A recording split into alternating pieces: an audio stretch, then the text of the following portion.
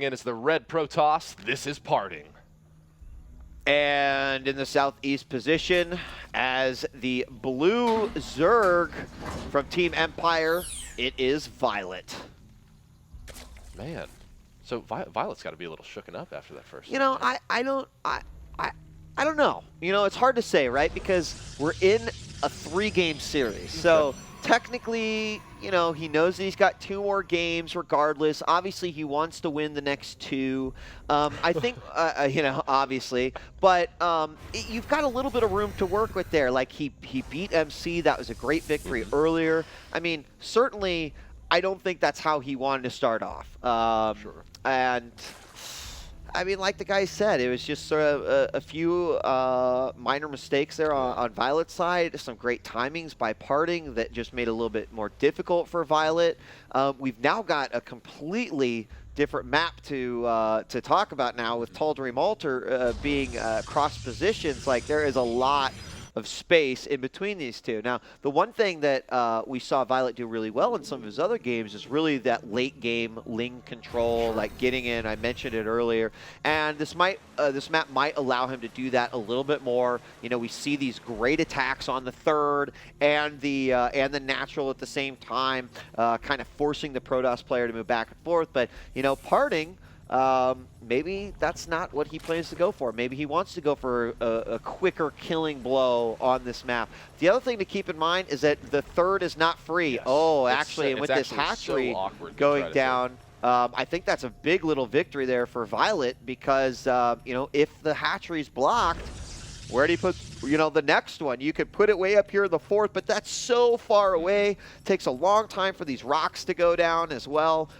So I think that Violet should probably be counting his blessings there for being able to get that hatch down. Yeah, Violet's got to be in a relatively comfortable with that. Although Violet's one of those players that likes to do the very safe spawning pool first. Yeah. So that as soon as that spawning pool's done, he can just get queens and the Zerglings out, or excuse me, the first queen and generally about 4 Zerglings out. So you can really get rid of like any sort of a pylon block on your natural very quickly. But just like you were saying, this map is really awkward for dealing with a third base. And we've seen repeatedly that in any PvZ here, when the Zerg player has to try taking that third, so far we've really only seen them opting for taking the one that's very far away. In this case, it would be up right about at that 3 o'clock position, and every time the Protoss player has capitalized on that with a huge 2-base push. Yeah, and of course with the warp in, you know, distance Right. isn't always that big of a deal to the Protoss. Of course, it kind of depends a little bit on the army as well. So There's so many places to put pylons here, too. yeah, absolutely. There's a lot of like low ground to high ground warp in possibilities as well. In fact, you see this probe over here in the far east. It's going to allow him to, he's not going to put a pylon down there, but he is going to go in for an additional scout. He can check, does the Zerg have any gas? No, he doesn't. So he, and he does lose the probe. That was a good reaction there by Violet. But I think that Parting got the information he wanted. Do I see any gas? Could I possibly be expecting some sort of earlier rush? No gas. He wants to drone up. So, you know, just some later scouting information achieved there by Parting. Yeah, and Parting over here has just started his level 1 ground upgrades. He's also starting to chrono boost that out as well. So I'm expecting to see a really big gateway push. Yeah, now, you know, one of the things I really like about what Violet's been doing, and more Zergs have been kind of choosing to go this way, is that instead of going with like a +1 versus the Protoss, they just go with Carapace. So, you know, that way, of course, it's benefiting the Roaches and the Lings at the same time. And I would expect that he would do the exact same thing. He did that versus MC earlier on. By the way, he did clear out the rocks, and that third is down as well. So now the Overlord getting into position here at the front. Wow. There's still literally nothing here for the Protoss. He is going to put a Twilight Council and another gateway all the way in the back. So I wonder what we're going to get out of here. Regardless, he wants to hide that tech from Violet. Dude, Violet's doing a sick job staying on top of his economy as well. We just saw another round of like 10 drones pop out. He does just about have that third out, but Parting does get over here and get that very crucial information. Knowing exactly where the third is, he now knows that the rocks are down. Oh man, but Violet is just staying active on the map, keeping those probes out of there. We do have a Dark Shrine. Ooh. So Dark Shrine going up in the back. Of course, this is a great location here because it's very difficult for these Overlords to get into position quickly. Of course, the lair is still a ways off, so it's not like he can have an Overseer anytime soon. But how much damage could, say, a DT push do? Do we see a pylon down quite yet? Well, gosh, this probe is trying to get that pylon down as quickly as possible. It looks like it's going to be able to get away thanks to that Stalker. And that's going to be a nice little victory there for Parting. That means that both the natural and the third could be at risk, but also with no way to really block it off. 3 DTs coming in here could be really nasty, but first he's going to throw some Zealots at the problem. Yeah, now Violet is already using his Spidey sense. He's throwing down a Spore Crawler out there at the natural. As long as he follows up and gets that covered at his third as well. Yep, and there goes yet another Spore Crawler, also landing at his third base as well. And now Violet already has Roaches in place, which means that those Zealots aren't going to be able to do anything either, and that triggers Parting to cancel that forward pylon and go into an all-out retreat. And he also canceled the Dark Shrine, which is just smart. In fact, he cancels the Dark Shrine, immediately goes to Blink, and that was a good counter read by Parting. So Violet anticipates, and he has been putting down those spores just in case it is some sort of a Stargate opening, so it's a safe thing to do. But I mean, you think about it, when you put those spores down, while you are going to be saving yourself from the potential Stargate openings, you've also got that utility to stop DTs. And at that point, yeah, so I think Violet made the right decision there, but of course Parting with an even better reaction to it. Okay, well, you know what, that's not going to do anything, so let's not go with the Dark Shrine, and let's go ahead and go with Blink. It's going to come later, so I don't think that he would be able to duplicate an attack like what he did in Game 1. In fact, this could be really deadly here at the front. Yeah, really, it's going to all come down to those force fields. Now, he's going to be able to open up that wall just time, as long as he stays up there and continues to try to chunk away at it. But Violet's not really looking to kill him here, right? He's not following this up with additional units behind this. As a matter of fact, he's just upgrading and adding on to his overall force. And now we see him going for the Infestation Pit as well as the melee upgrade. So we are going to see that Infestor Zergling combo. Yeah, and now that he's getting this Infestation Pit up before his third gets attacked, you know, that timing that kind of hurt him in game number 1 is just not going to be there for Parting. Looks like the Forge goes down but was canceled, decides to warp in another set of units. Perhaps he decides he needs to go with that Nexus, so did he put the Forge back down? He did not. No. So yeah. I don't know if maybe he doesn't need no stinking upgrades. Yeah, what did he put them somewhere else, or no, he didn't. There's no so Forge out anymore. Yeah. It's kind of interesting.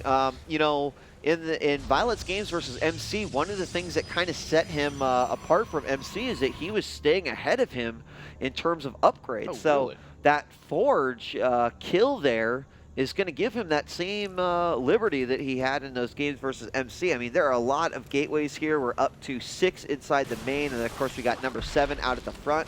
Pathogen Glands is on the way, and at the point where Infestors can start to be built. The 4th base is going down as well, and I love this too. Zerglings checking above the 4th base, because pylons up at the top that warp in on the low ground is the worst thing to have to deal with. Yeah, that can be incredibly annoying. And so as he starts to establish that 4th, it seems as though Parting has just about abandoned the idea of taking his own 3rd, unless he plans to do it behind this aggression.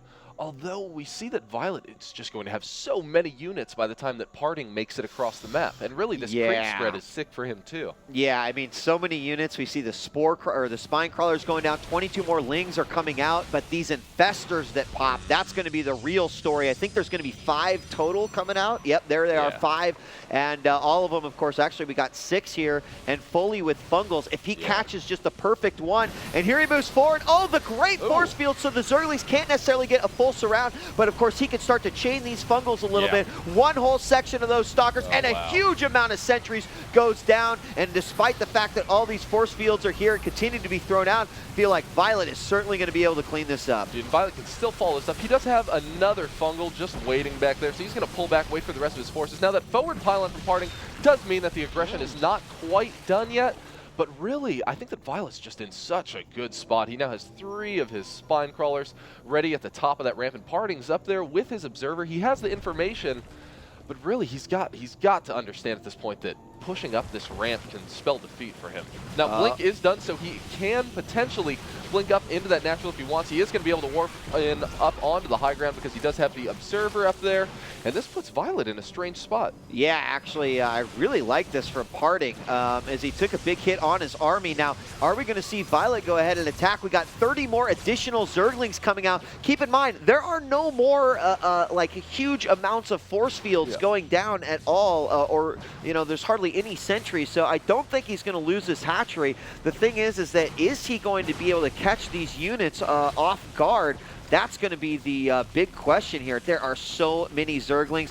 I think he's just waiting for a few more ticks of energy on these Fungals to make sure that he'll be able to properly root these guys in place. That's right. Now that he already has all 6 of his Infestors ready once again with at least 1 Fungal each, he really just needs to buy himself enough time. He also just wants Parting to overextend, right? Just a little bit, because if he's able to catch his army and get all of those Lings out there and get that oh-so-rewarding surround, he's going to be able to crush straight through him. And that's what he's getting ready to do right now. He's going to put the Infestors forward. A huge swell of Zerglings comes in and gets the surround. As they get unrooted, they start to blink backwards. But look at those Infestors moving around to the back. I've never seen an Infestor flank, but we just saw it right there as the Zerglings come and chew in the rest. Wow. And GG, the 2-base attack from Parting simply will not work.